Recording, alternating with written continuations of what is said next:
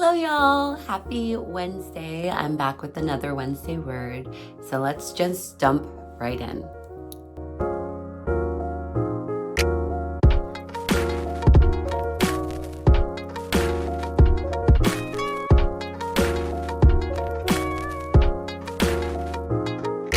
Hi, my name is Vimbo. Welcome to my YouTube channel. And today's video is going to be a little bit different. This is my love letter to my fellow perfectionists, and there's no 3 tips for how to stop being a perfectionist. There is no formula. I'm just gonna share from my heart some of the things I've struggled with throughout the years as someone who really strives to be a perfectionist. So I was having a conversation the other day, and I was talking about how I just made Christmas cookies for some of my neighbors, and I was delivering them with our annual Christmas card my husband and I, David and I, make. And so I was telling this person I bought the frozen, like pre-made cookies. And you can have a million different reasons for buying frozen pre-made cookies. But my reason was that last year I made homemade cookies that were delicious, but they weren't circle, they weren't round. And I was realizing that when it comes to cooking and even baking, which is something I used to have a lot of joy in, I haven't done it as much lately. And I found the older I get, the more acutely aware I am that what I produce is obviously not on a professional level. And so I began to unravel, okay, where does this stem from? And I remember a few years ago, someone mentioning like, oh, you seem like a perfectionist. And I was definitely like, no, I'm not a perfectionist. Why? Because I'm not perfect, which is exactly what a perfectionist would say.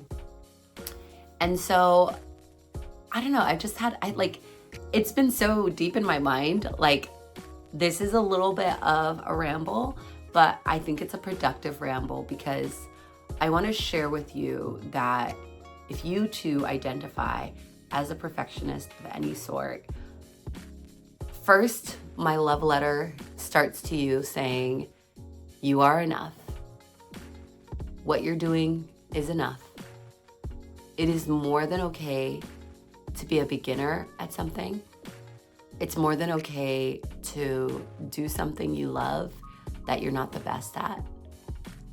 For years, I have played guitar as a beginner. I know like 4 notes that play like a ton of songs on them, but it's like the same strum pattern I learned when I was 18.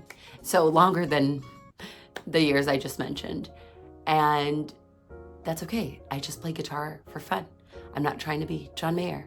Like, it's just a hobby. I recently picked up calligraphy this fall, and I've been very discouraged because I don't do calligraphy like the people on Instagram. Guys,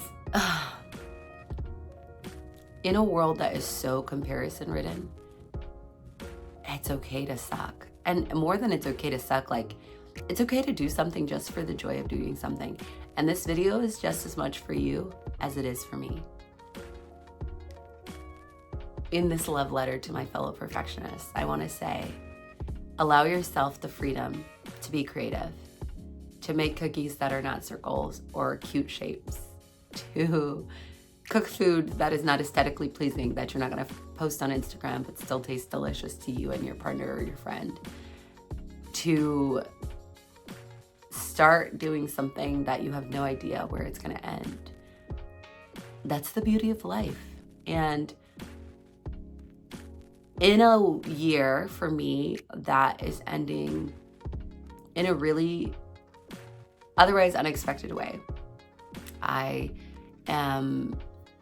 have been removing myself from a toxic situation, and I don't use that word toxic lightly. I was like very actively being bullied. I found myself in a situation where for the first time in my life, I was actually being discriminated against because I am Zimbabwean. I'm, if you don't know, welcome to my YouTube channel.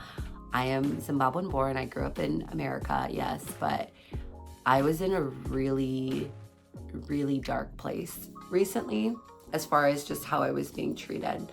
And something that made it extra hard is the people involved in that situation were giving me a lot of feedback about me not being good enough.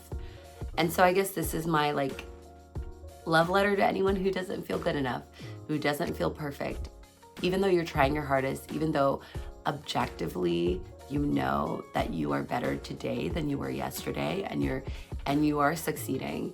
And whatever feedback you're looking at, whether you're surrounded by other perfectionists or you're just surrounded by people who, like Hamilton says, you will never be satisfied, right? Like there are those people in our life who it doesn't matter if you smash your goals out of the water.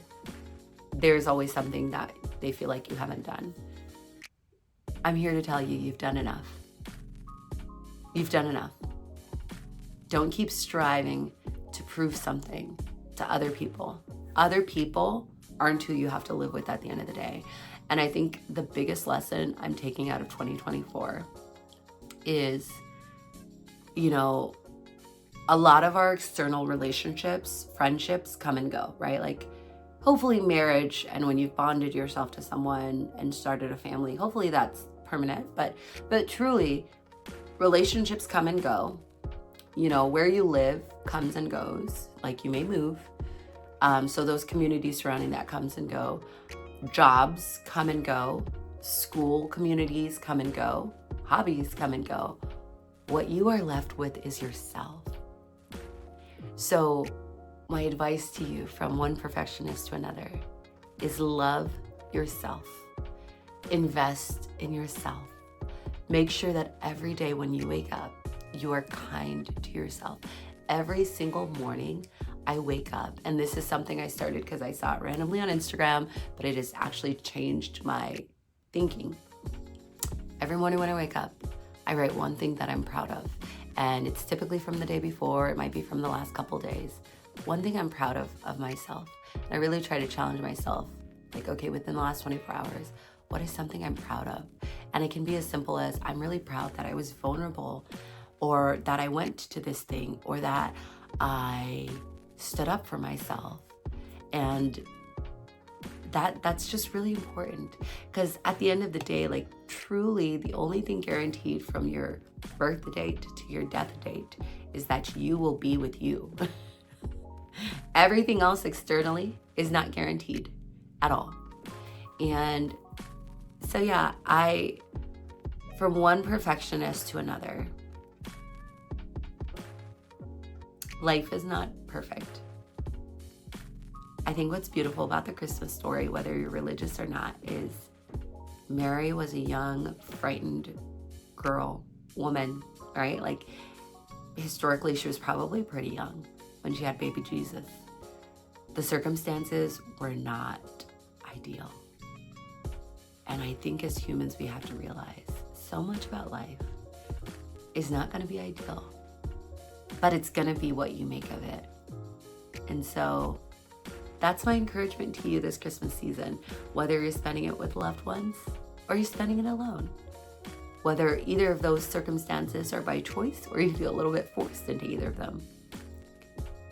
Make sure you like you. Make sure you do things for you.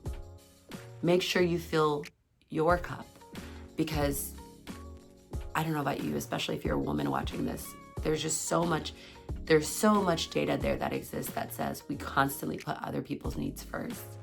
And it's really, really hard, as cliche as it sounds, to pour from an empty cup. So even if it's 5 minutes today, the day you watch this video, give yourself 5 minutes to celebrate yourself, to think about all the things that you have accomplished this week, not even this year, just this week. And if all you've accomplished is getting up, getting out of bed, you have done a lot, okay? There's still a reason you're here if you're watching this video. I know it was a little different than most of my normal videos, but I just want to give you guys that blessing, that love letter, especially to my perfectionists. And I wish you a wonderful, warm season of light. I will see you again next time. Bye-bye.